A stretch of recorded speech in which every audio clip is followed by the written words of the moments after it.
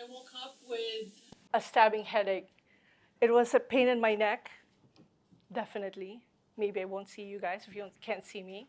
But I woke up with a stabbing pain in the back of my neck. And it wasn't like the same headache I would get usually whenever. It was when I sat up, I felt like, oh my God, the world is tilting.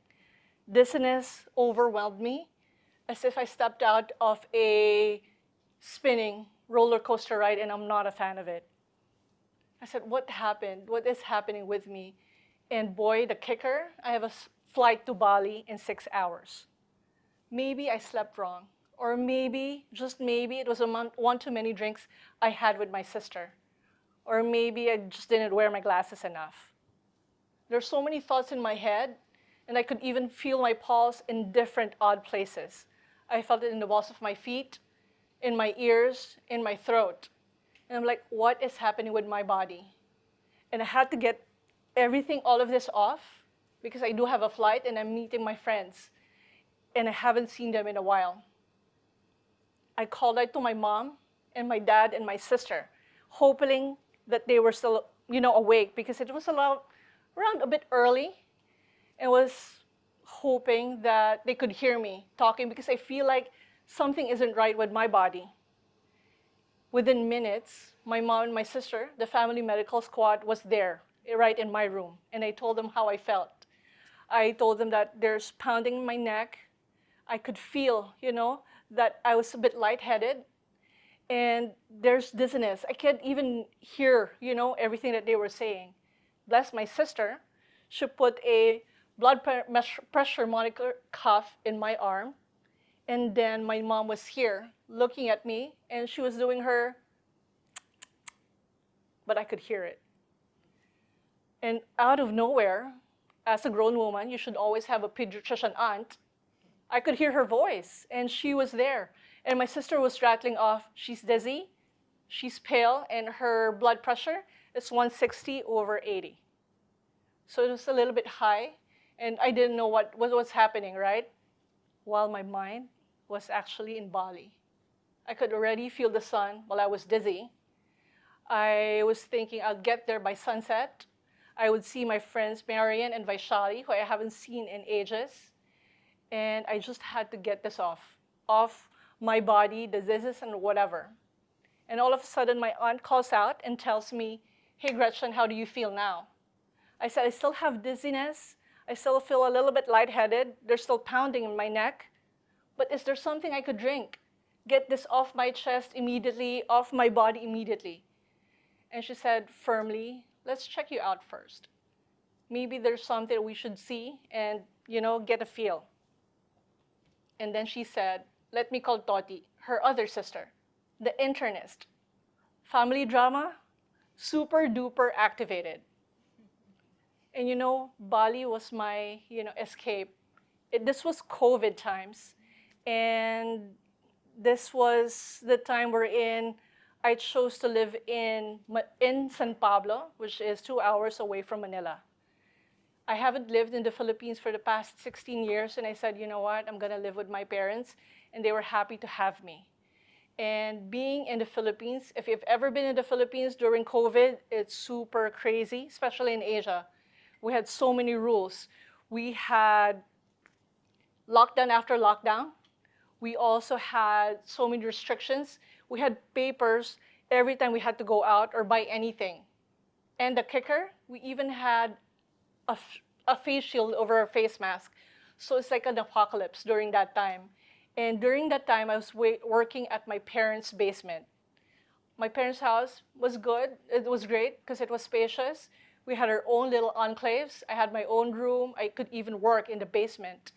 And I don't know with you guys, but when I was living there, I was working with all of these people that I haven't seen face to face because it was during the COVID. I met all of these people only via Zoom, one by one, and together once a week. And if you have a relentless number of Zoom calls and tough decisions, and getting to know people over Zoom was exciting for a moment, but sometimes exhilarating, but also doubly hard. And Bali was definitely my escape. I'm the type of person who will definitely not change schedules or mess up with plans. And this is something I really, truly wanted to do. And there's nothing that's going to stop me to be able to do that. And you know what? Thinking about this and all of these things, my aunt, the internist, her voice cut through with strong determination. And she told me, Gretchen, you can't fly. You cannot fly, Gretchen. This is your first bout of hypertension. And it is not called a silent killer for no reason. You are grounded. You know, I felt like my heart was on the floor. And why now? Why this instance when the restrictions are all out of the table? You know, that I could fly somewhere else. And I've been in the Philippines for this 3 years, haven't met anybody from the office, and I felt like, you know what, why am I even here, and why am I even feeling this way? But definitely I couldn't do anything. And with that, I was thinking, how am I even gonna tell my friends Marian and Vaishali? These are 2 girlfriends of mine that I used to work together. And I've known them for maybe 8-10 years. And we used to work together. Marian was the planner extraordinaire. Vaishali was the older sister. And let me slip it in, I was the youngest. And I was the one who was always also putting us, make sure that we are always on time, those types of things. And being a person who doesn't really go into changing schedules a lot or messing up with plans, this was eating me. It felt like it's so crazy to just change schedules. How am I even going to tell them that I won't be coming? I think that was one of the biggest things in my head. How am I even going to tell these ladies? And going on and feeling this way, I said, wow, am I going to call them or text them to let them know that I won't be able to come? Because it's one of the things that, for me, is the hardest thing to say. Because if people are going to do it to me, no way. If I'm going to do it to other people as well, I'm not going to let other people change the schedule. So I also respect other people's time. So that's one of the things in my head. So I was contemplating, should I call or should I text? I sent them a WhatsApp message. And I was waiting for them to read my message if I could call. Waiting for that blue tick to appear was the longest moments of my life. And when they saw it, they called me immediately. I could hear the excitement, you know, in their voices, telling me, Gretchen, are you on the way to the airport? Where are you now? And I had to tell them that, ladies, I won't be able to go.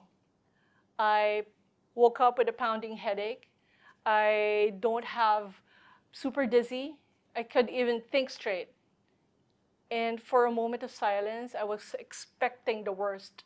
You know, that's the person I was, because I always felt like, you know what? If people are going to change their schedules and whatnot, I don't like it. And if I'm going to do it, I also don't like it. So that was the feeling I had in me, right? So when I was waiting for them to tell me, oh, regret, disappointment, and all of these things, you know what they said? They said, Gretchen, don't worry. There's nothing to worry about. We will be here, and Bali will be here waiting for you.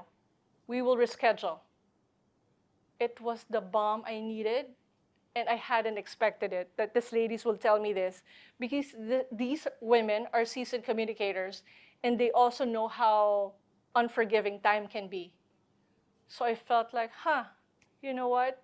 People could also be nicer. People could also change the way they're looking at things.